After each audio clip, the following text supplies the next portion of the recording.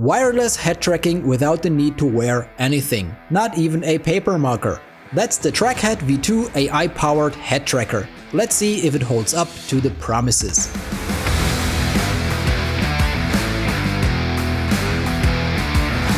Inside the box is the tracker and a little manual.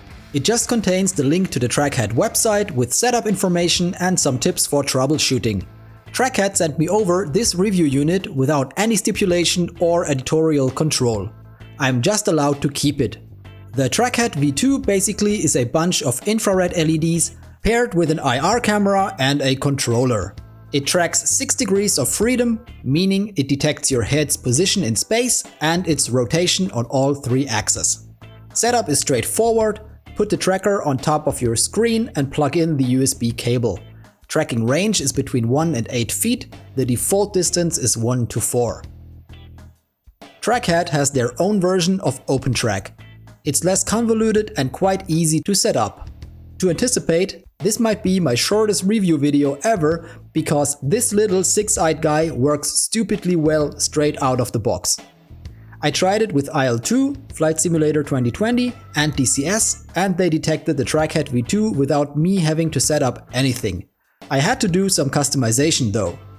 Let me create a default config file to show you how quick the setup process is. We start the tracking. As you can see, the image is very steady, but I have to move my head quite a bit to look around. That's because it's being tracked at a 1:1 ratio. What you can also see clearly reflected in this curve here, which is currently linear. Let's increase the ratio and start tracking with a multiplier. Now I have to move my head a lot less.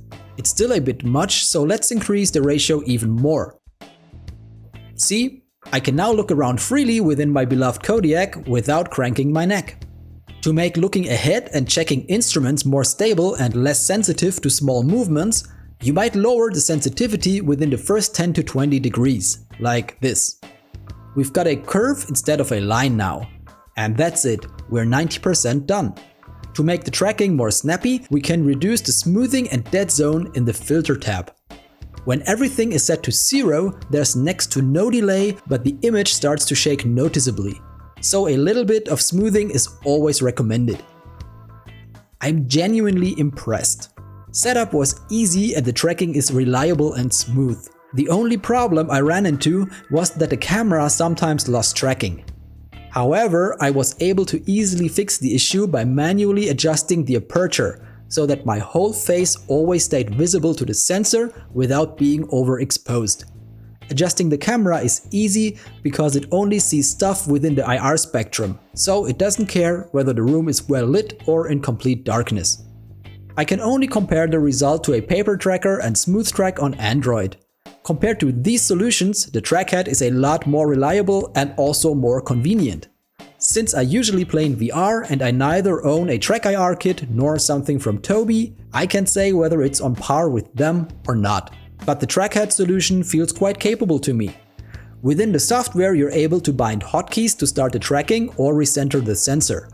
There also is an auto start option which checks if a certain application is running. CPU usage hovers around 5 to 7% on my 5800X 3D.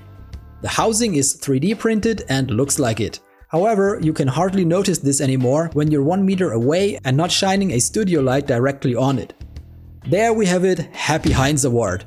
Convenient to set up and affordable as well, and I appreciate not having to wear anything on my head to make the tracking work.